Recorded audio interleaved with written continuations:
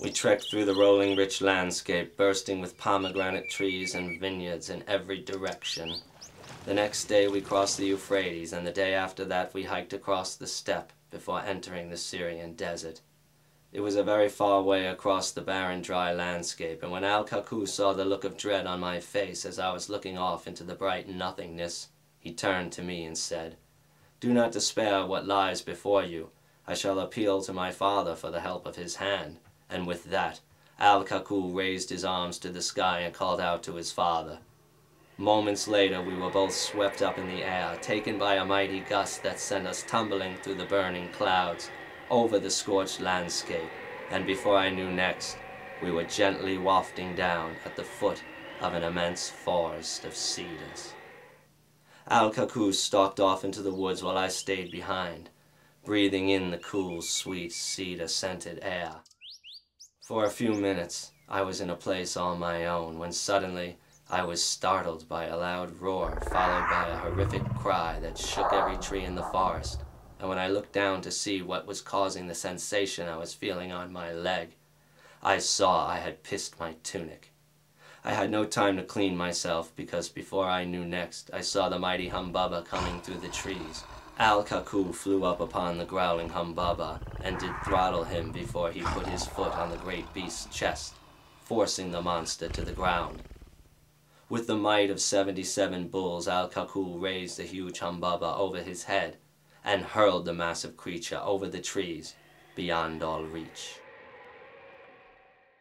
Al-Kaku turned to me and said, he did say, "I will take this tree," he said, motioning to the tallest cedar in the forest.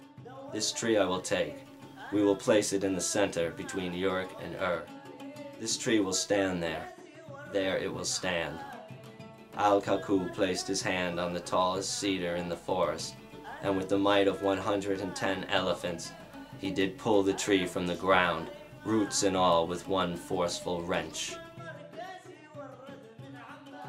Sunlight needled in through the trees to the praise and glory of his name, piercing my eyes like pinpricks as I watched the master silently.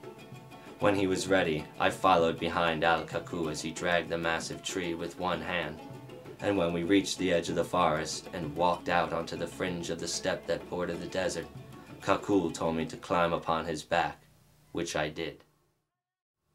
Al-Kaku started running with the greatest of speed, then suddenly he planted the tree to the ground, hurling us through the sky and across the desert on the force of the mighty tree's bending bow.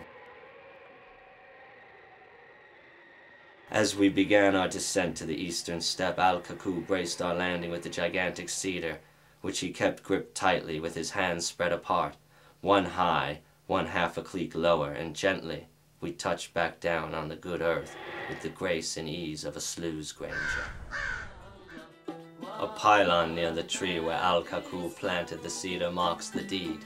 The inscription reads, "Al-Kaku did bring this mighty tree he brought. The mighty tree is a cedar, it is a mighty cedar tree. The people came from the cities to see the truth of his deed. The truth of his deed is here on display for all to see, in the center of all the land. In the center of all the land, the mighty cedar tree does flourish. It flourishes in the center of the land." The people all came and they saw. They came and they saw, and they knew it was so. For them who could not make the journey, accounts have been written, tablets were cast, and the history is told. Let them who cannot see read the tablets and know the history of Al-Kaku, Mesopotamia's main man.